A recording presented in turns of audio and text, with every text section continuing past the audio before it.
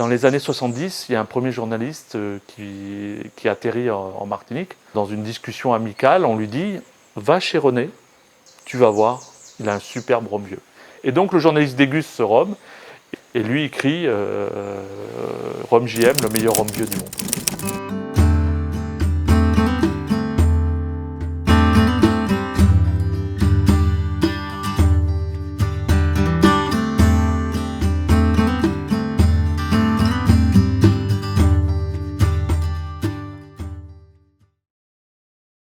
Quand tu découvres JM, tu ne peux pas rester insensible.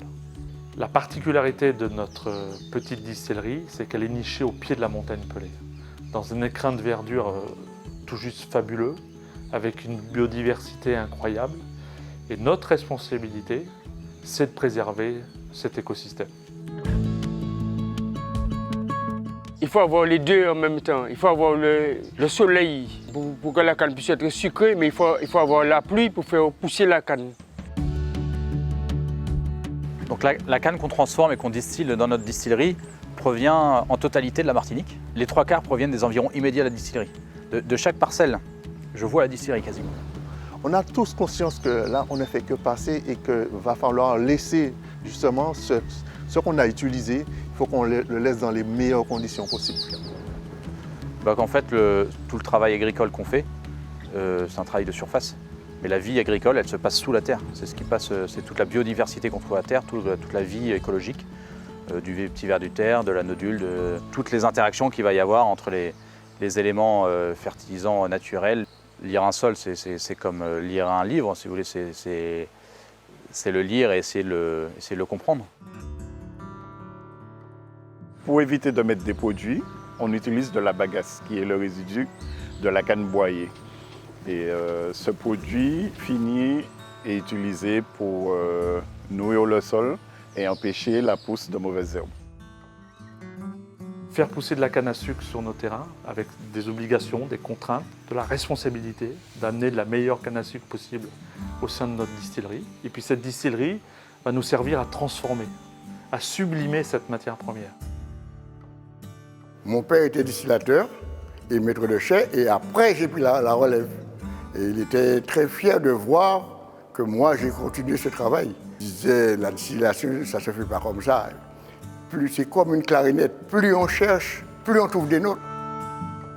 Pour créer un rhum, typiquement il faut beaucoup de patience déjà. C'est un temps de vieillissement qui dure minimum 3 ans pour un rhum vieux. Donc il faut de la patience, beaucoup de passion, puisqu'on ne fait pas ces métiers si on n'a pas envie. Et beaucoup d'humilité aussi. Si le rhum est harmonieux, si les notes aromatiques évoluent lentement, tranquillement et de façon subtile, tout ensemble, là c'est parfait.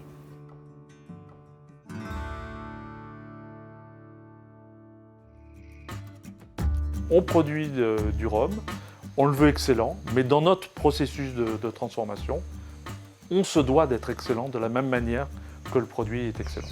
C'est notre obligation. On a 3 déchets avec des volumes, des masses relativement importants. La vinasse. La vinasse, c'est le déchet le plus critique, entre guillemets. La solution est simple. Donc, il s'agit d'envoyer les vinasses dans un bassin d'aération dans lequel se trouvent les bactéries, donc des micro-organismes qui vont se nourrir de cette matière organique. L'eau va être envoyée donc, sur des filtres plantés de végétaux et donc l'eau en sortant de ces filtres va être plus pure, plus propre et va être ensuite envoyée pour irriguer les différentes cultures donc, de bananes et de cannes. Le deuxième déchet, c'est la bagasse. C'est cette fibre de canne qui est issue du broyage, de la première opération. Cette bagasse, on va en brûler une partie dans notre chaudière pour générer la vapeur qui va nous permettre de distiller. Et la deuxième partie va être soit envoyée dans une centrale de cogénération voisine pour produire l'électricité, ou soit on va pouvoir en faire un compost. Puis le dernier déchet se situe au niveau de la chaudière, puisqu'on va piéger les cendres et on va piéger les poussières pour pouvoir restituer au sol également de la potasse de façon tout à fait naturelle. est complètement dans une économie circulaire. Je prélève, je transforme, je produis et je redonne. Et recommence en permanence de façon circulaire. L'amateur de JM, il doit avoir, je dirais, le sentiment que derrière cette bouteille, il y a des hommes et des femmes qui ont produit un produit d'excellence, mais qui est excellent dans tous les sens du terme.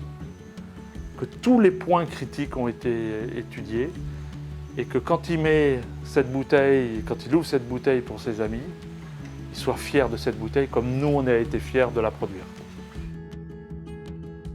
C'est toutes les équipes de JM qui font la renommée de la marque et c'est nous qui écrivons les pages en fait de la distillerie.